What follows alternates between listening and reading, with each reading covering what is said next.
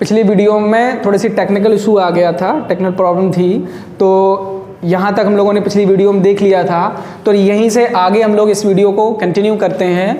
तो मैंने आपको देखो बताया संख्या पद्धति में प्रश्न कहाँ कहाँ से पूछे जाएंगे। तो मैंने 5 टाइप आपको बताए, इन 5 टाइप का आप रिवीजन करेंगे। और आप को मैं बता रहा हूं कि इन 5 टाइप का रिवीजन करेंगे और मैं 2-3 बातें इसमें और बताने वाला हूं। भरोसा रखिए 100% आपके 5 क्वेश्चन कंप्लीट होंगे यहां से। तो हम लोग इतना देख लिए थे, इसके बाद सिंप्लीफिकेशन की बात करते हैं इसमें ही आगे। तो मैं इसको थोड़ा सा साफ कर दे रहा हूं।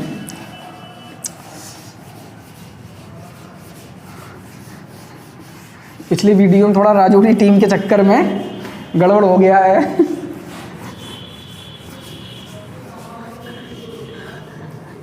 राजौरी टीम ने लाल बटन दबा दी। देखिएगा, तो सिंप्लीफिकेशन की हम लोग बात करते हैं हम लोग।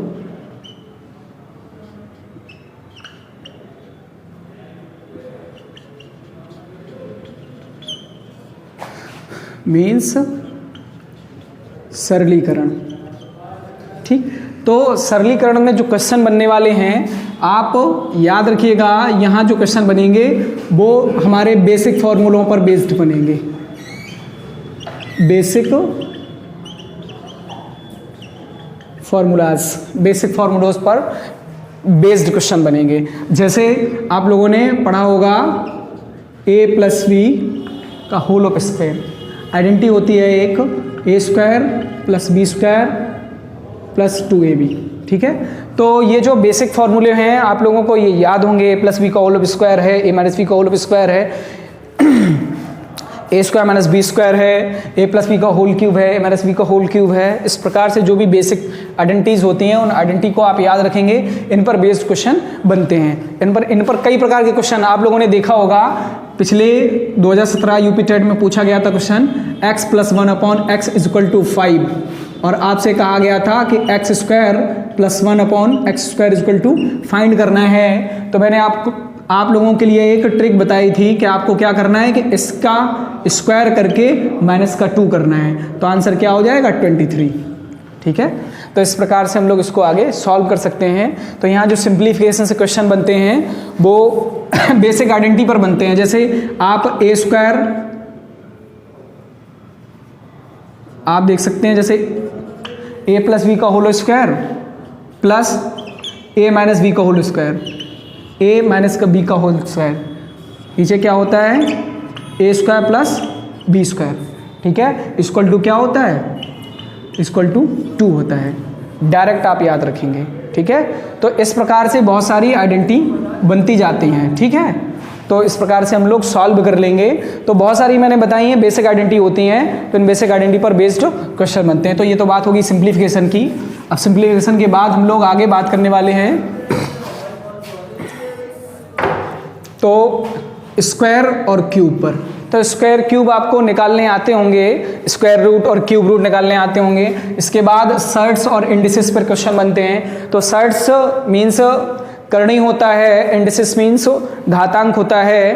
तो आपको घातांक और करणी पर बेस्ड क्वेश्चन, तो घातांक पर किस प्रकार से क्वेश्चन बनेंगे या करणी पर किस प्रकार से क्वेश्चन बनते हैं, तो यहाँ सारी की सारी चैप्टरों से बेसिक क्वेश्चन पूछे जाते हैं। तो करणियों से आपने देखा होगा कि बहुत सारे क्वेश्चन इस प्रकार क्वेश्चन पूछे जाते हैं। लिखा हुआ है जैसे 30 यहाँ आपको इसको सॉल्व करना है। तो इस प्रकार से क्वेश्चन बनते हैं। तो ये तो करणी पर बेस्ड क्वेश्चन होते हैं। या आप लोगों ने देखा है जैसे लिखा हो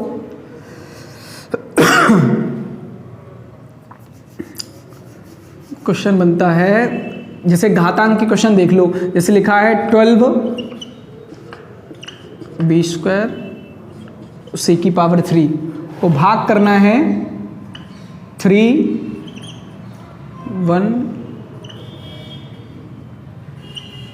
2 से। तो देखिएगा क्या होगा। तो सबसे पहले आप क्या करेंगे, इससे इसको कैंसिल करा देंगे तो क्या हो जाएगा 4। अब यहाँ पर देखिएगा आपने छोटे में ही पढ़ा होगा कि भाग में घातें घट जाती हैं और गुणा में गाते हैं जुड़ जाती हैं। तो ये जो घातांक के कुछ बेसिक नियम हैं, उन बेसिक नियम पर बेस्ड क्वेश्चन होते हैं। तो आप इसका भाग इसमें लगाएंगे तो 4 हो जाएगा, इसे a की पावर 2 है, यहाँ a की पावर 1 है तो माइनस हो जाएगी, तो केवल a बचेगा, यहाँ 2 है, यहाँ 1 है, माइनस होगा तो 1 बचेगा, यहाँ 3 है और 2 है, माइनस हो जाएगा तो a, तो क्या हो जाएगा 4abc। ठीक है, तो इस प्रकार के क्वेश्चन बनते हैं। अब बहुत सारे क्वेश्चन घातांक के बनते हैं, आप लोगों ने देखा होगा, जैसे बहुत सारे क्वेश्चन बनते हैं, जैसे लिखा है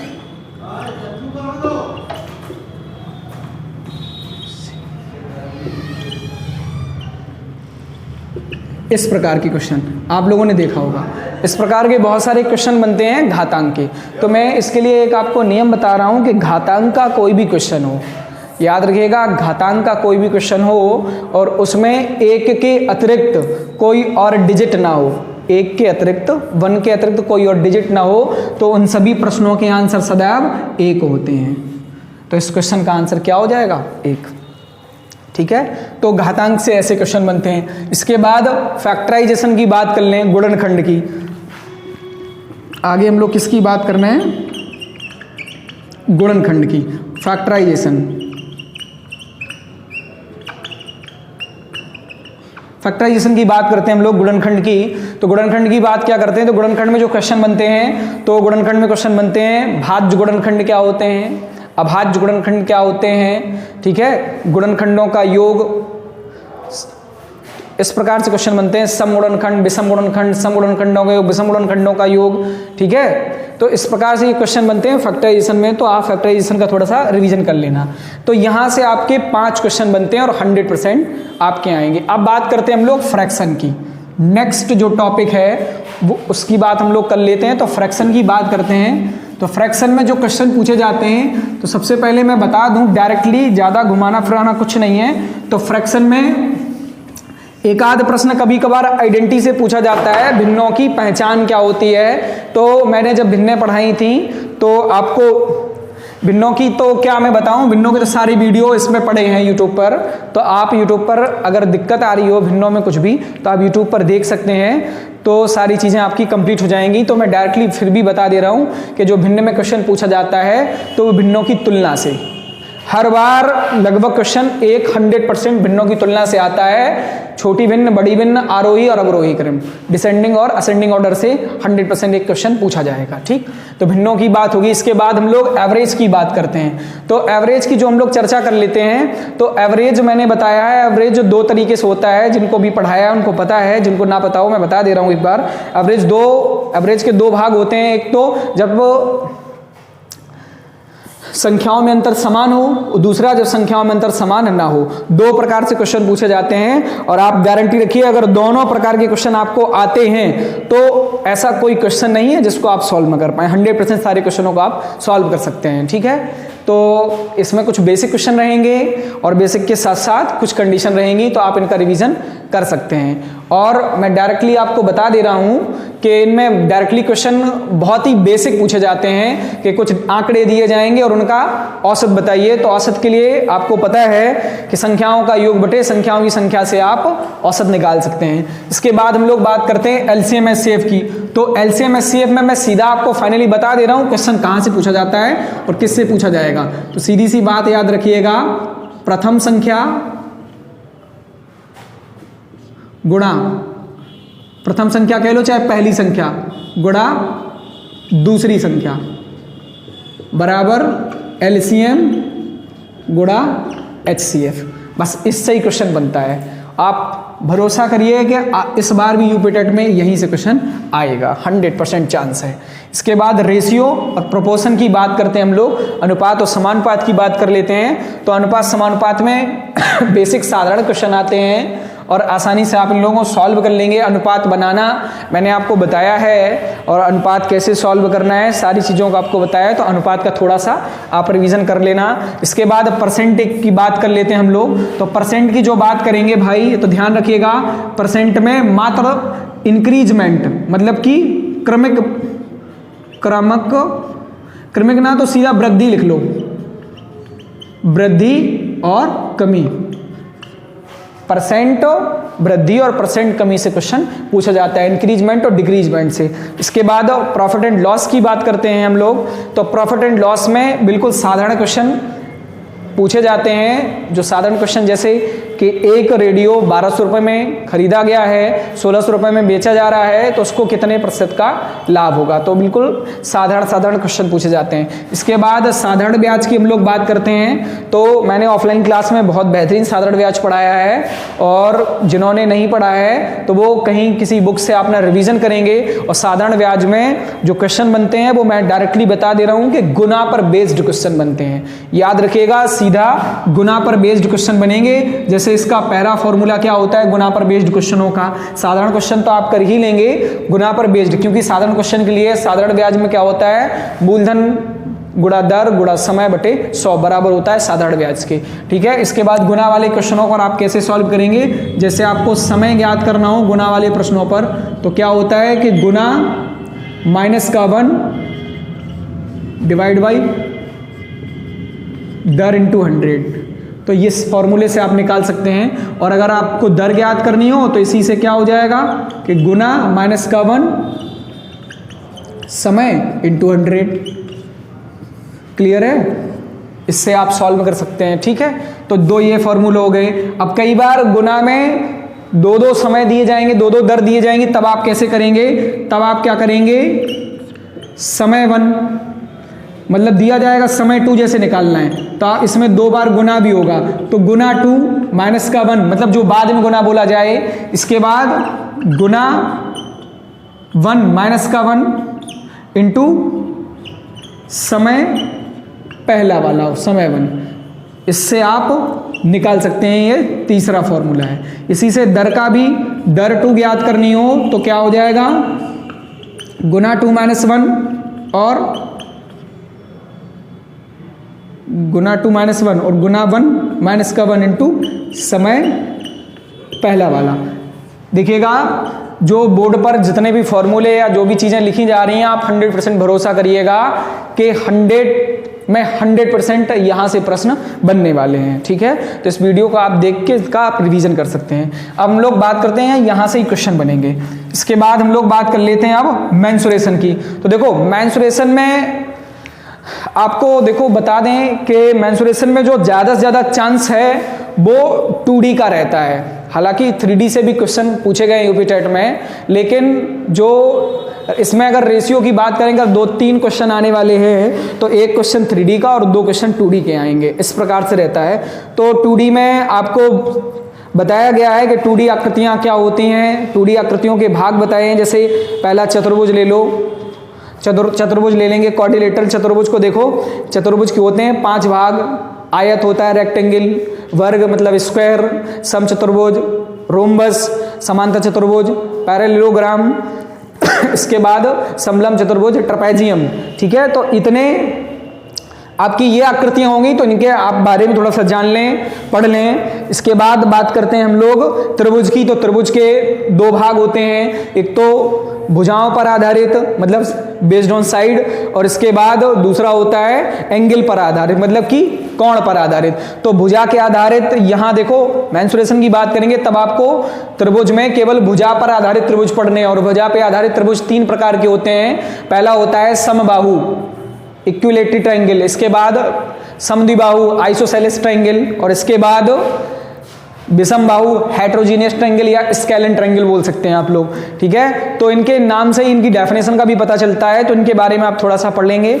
इसके बाद वृत्त और अर्धवृत्त पढ़ना है। ठीक है, तो 2D में हम लोगों को मात्र इतना ही पढ़ना है। इसके बाद हम लोग 3D, तो 3D में आपको घन पढ़ना है मतलब क्यूब, घना पढ़ना है, बेलन पढ़ना है, शंकु पढ़ना है, गोला पढ़ना है और अर्धगोला पढ़ना है। इतनी सी बातें। ठीक है, इसके बाद बात करते हैं हम लोग स्टैटिक्स की। तो देखिएगा, स्टैटिक्स में आप ध्यान से सुनना, मैं 5 मिनट में रिवीजन करा रहा हूं स्टैटिक्स का। मैं गारंटी दे रहा हूं आपको, केवल आप 5 मिनट मैक्सिमम टाइम, बल्कि 2 ही मिनट में हो जाएगा। अगर आप 2 मिनट ध्यान से सुन लेंगे, स्टैटिक्स से आने वाला क्वेश्चन आप 100% सॉल्व कर लेंगे। स्टैटिक्स में कैरेक्टर कितने होते हैं, तो मैं आपको बता दे रहा हूं कि जो स्टैटिक्स में कैरेक्टर होते हैं वो कैरेक्टर होते हैं 5, 4 से 5 कैरेक्टर होते हैं। पहला क्या होता है आपका, पहला होता है माध्य, स्टैटिक्स के जो कैरेक्टरों की बात कर लेते हैं हम लोग। पहला क्या होता है, देखिएगा स्टैटिक्स की बात करते हैं, माध्य, माध्यिका, बहुलक और माध्यिका, बहुलक और परिसर। ठीक है, ये 4 कैरेक्टर मीन्स, इसको मीन कहते हैं, इसको कहते हैं मीडियन कहते हैं, इसे मोड कहते हैं और इसे रेंज कहते हैं। क्लियर है? तो माध्यिका, बहुलक, परिसर, ये 4 कैरेक्टर के बारे में अगर आप जानते हैं तो इससे स्टैटिक्स से बनने वाला क्वेश्चन आप 100% सॉल्व कर लेंगे। आप मुझे 2 मिनट का टाइम दीजिएगा, मैं आपका इस क्वेश्चन को क्लियर कराता हूं। माध्य क्या होता है, तो आपने औसत अगर पढ़ा है तो आप माध्य समझ सकते हैं। औसत, हाँ औसत पढ़ा है आपने, तो आप बताएंगे जी सर बिल्कुल पढ़ा है, संख्याओं का योग बटे संख्याओं की संख्या औसत होता है। तो ऐसे ही माध्य भी होता है, पदों का योग बटे पदों की संख्या। ठीक है, या माध्य क्या होता है, और माध्य को हम लोग, माध्य जो होता है इसे x बार से रिप्रेजेंट किया जाता है और हम लोग क्या लिखते हैं, sigma F x upon sigma F, ये होता है। ठीक है, कह सकते हैं आंकड़ों का योग बटे आंकड़ों की संख्या। तो ये माध्य सॉल्व कर लो आप। इसके बाद माध्यिका की चर्चा कर लेते हैं। तो सबसे पहले याद रखना, आंकड़ों को आरोही या अवरोही क्रम में सजाना है। फर्स्ट आपको क्या करना है, पहले नंबर पर आंकड़ों को आरोही या अवरोही क्रम में सजाना है, और दूसरे नंबर पे मैं डायरेक्ट बता रहा हूं बिना फॉर्मूले के। दूसरे नंबर पर आरोही अवरोही क्रम में सजाने के बाद पदों की संख्या देखनी है, पदों की संख्या। तो पदों की संख्या में एक तो होगा आपका विषम, या तो पदों की संख्या विषम होगी या सम होगी। तो याद रखिएगा, अगर पदों की संख्या विषम है तो डायरेक्ट याद रखेंगे बीच वाली संख्या, बीच वाली संख्या, बीच वाली संख्या आपकी माध्यिका होगी। डायरेक्ट आंसर बिना फॉर्मूले के। अगर पदों की संख्या सम है तो बीच वाले दो पदों का योग बटे 2, बीच वाले 2 पदों को जोड़ के 2 से भाग लगा देंगे, आपकी माध्यिका आ जाएगी। माध्यिका क्लियर, माध्यिका क्लियर। तो माध्य क्लियर, माध्यिका क्लियर। बहुलक की बात करते हैं तो डायरेक्ट याद रखना बेटा, बहुलक सबसे अधिक बार, अधिक लिख लो सीधा, अधिक बार। ठीक है, सबसे अधिक बार प्रयुक्त आंकड़ा बहुलक कहलाता है, डायरेक्ट। इसके बाद परिसर की बात करते हैं तो याद रखिएगा, न्यूनतम तथा अधिकतम, न्यूनतम तथा अधिकतम आंकड़े का अंतर परिसर कहलाता है। ठीक है, तो सबसे छोटा वाला आंकड़ा सबसे बड़े वाले आंकड़े का डिफरेंस निकालेंगे तो परिसर मिल जाएगा। ये 4 कैरेक्टर हैं। अगर ये चारों कैरेक्टर आपको पता है तो मैं गारंटी दे रहा हूं 100% क्वेश्चन आपका सॉल्व होगा। और प्रश्न परिसर से तो 2 बार क्वेश्चन आ चुका है। डायरेक्ट क्वेश्चन ऐसा था कि न्यूनतम तथा अधिकतम आंकड़े का अंतर कहलाता है। ऑप्शन ए आवृत्ति, ऑप्शन बी वर्गमाप, ऑप्शन सी परिसर और ऑप्शन डी माध्य। तो आप डायरेक्टली आंसर लगा सकते हैं। सबसे अधिक बार प्रयुक्त आंकड़ा बहुलक कहलाता है। इतनी सारी चीजें ये माध्य का बहुलक मतलब स्टैटिक्स कंप्लीट। अब ज्योमेट्री की बात करते हैं तो ज्योमेट्री का रिवीजन तो नहीं कराया जा सकता है ऐसे, लेकिन मैं बता दे रहा हूं कि मैक्सिमम जो क्वेश्चन बनते हैं वो रेखा तथा कोण से बनते हैं। डायरेक्ट पहला जो इसका भाग है ज्योमेट्री का उसका वो है रेखा तथा कोण, मतलब लाइन एंड एंगल। तो देखिएगा इसमें जरा से क्वेश्चन, कोण क्या होते हैं, रेखा क्या होती है, लाइन क्या होते हैं, लाइन सेगमेंट क्या होता है, रेखाखंड क्या होता है, ये सारी चीजें। और कुछ थ्योरम होती हैं कि त्रिभुज कैसे बनता है, त्रिभुज किस प्रकार बनता है, न्यून कोण त्रिभुज क्या होता है, अधिक कोण त्रिभुज क्या होता है, समकोण त्रिभुज क्या होता है। तो ये सारी चीजें इसमें आपकी आ जाएंगी। इसके बाद यूनिटरी मेथड देखेंगे आप, एक एक नियम को देख लेंगे। तो एक एक नियम में जो क्वेश्चन बनते हैं वो टाइम एंड वर्क से लिए जाते हैं। जैसे एक आदमी, जैसे या कहा जाए 8 आदमी किसी काम को 12 दिन में करते हैं, 8 आदमी किसी काम को 12 दिन में करते हैं, तो 20 आदमी उसी काम को कितने दिन में करेंगे। समझ रहे हैं क्वेश्चन क्या कह रहा। जैसे 8 आदमी, तो ये जो क्वेश्चन होते हैं वो M, D और H पर बेस्ड होते हैं। M1 D1 H1 और M2 D2 और H2 पर बेस्ड होते हैं। पूरा एक एक नियम। तो M का मीन्स होता है काम करने वाले, काम करने वाले, और एच डी का मतलब होता है दिन और एच का मतलब होता है घंटे। ठीक, इसके अतिरिक्त जो भी आ रहा है वर्क वगैरह या जो भी चीजें हो रही हैं वो MDH के नीचे रखना है। ठीक है, जैसे कहा जा रहा है कि 12 आदमी किसी काम को 8 दिन में करते हैं, तो कहा जाए कि 12 आदमी किसी काम को 8 दिन में करते हैं तो 16 आदमी उसी काम को कितने दिन में करेंगे। तो आप देखिएगा 8 से ये कट गया 2 बार और इससे ये कट गया, तो D2 बराबर क्या आ गया, 6 दिन आ गया। ठीक है, तो ये डायरेक्ट आप आंसर निकाल लिए। क्लियर है, तो ये इसमें यूनिटरी मेथड्स में आएंगे। अब बात कर लेते हैं हम लोग train speed, time and distance and boat and stream. ये लास्ट है आपका, और इसमें आप लोगों को क्या पढ़ना है तो मैं आपको बता दे रहा हूं। इसमें बहुत ही कम चांस है क्वेश्चन बनने का, एक आध प्रश्न बनने का चांस है, तो उसमें भी बहुत साधारण प्रश्न बनने का चांस रहता है। सबसे पहले तो आपको ट्रेन की स्पीड वगैरह चेंज करनी आती हो, जैसे मीटर प्रति सेकंड में है स्पीड और किलोमीटर प्रति घंटे में जाना है तो 18/5 से गुणा करा देते हैं, या किलोमीटर प्रति घंटे की स्पीड को मीटर प्रति सेकंड में ले जाएंगे तो 5/18 से गुणा करा देते हैं। ठीक है, तो इन सारी चीजों को, और बाकी का केवल आपका क्या लगता है कि चाल बराबर क्या होता है, चाल बराबर होता है दूरी बटे समय। एक इस फॉर्मूले से सारा ये पूरा का पूरा कंप्लीट हो जाता है। फिर इसमें और टाइप्स क्या बनते हैं, जैसे स्पीड एक ही दिशा में होगी तो आपस में घट जाएगी, स्पीड विपरीत दिशा में होगी तो आपस में जुड़ जाएगी। इन 2 से 3 कॉन्सेप्टों को आप याद रखिएगा तो इस सारे क्वेश्चनों को आप सॉल्व कर सकते हैं। तो मैंने जितनी चीजें बताई हैं केवल आप इतना रिवीजन कर लेना, मैं गारंटी दे रहा हूं आप 25+ रहेंगे मैथ में। अब कुछ लर्न करने वाले क्वेश्चनों की थोड़ी सी चर्चा कर लेते हैं, जैसे याद करने वाले। जैसे संख्या पद्धति में पिछले कई वर्षों से लगातार क्वेश्चन पूछा जा रहा है कि सबसे छोटी अभाज्य संख्या क्या होती है, तो बेटा याद रखिए सबसे छोटी अभाज्य संख्या 2 होती है। सबसे छोटी अभाज्य संख्या 2 होती है, ध्यान से सुनना है। अभाज्य की बात करेंगे तो 2 और भाज्य की बात करेंगे तो सबसे छोटी 4 होती है। ठीक है, अब इसमें भी कई प्रकार से क्वेश्चन पूछ लेते हैं, जैसे कहा जाए सबसे छोटी भाज्य संख्या 4 होती है और अभाज्य संख्या 2 होती है। अब कह दिया जाए सबसे छोटी धनात्मक अभाज्य संख्या तो भी 2, सबसे छोटी सम अभाज्य संख्या तो भी 2, अंतिम सम अभाज्य संख्या तो भी 2। अब पिछले क्वेश्चनों में पूछ लिया गया था पिछले पेपर में कि प्रथम या सबसे छोटी ऋणोत्तर अभाज्य संख्या, तो ऋणोत्तर का मीन्स भी होता है धनात्मक, ऋणोत्तर का मीन्स होता है जो ऋणात्मक ना हो, मतलब 2 हो जाएगा।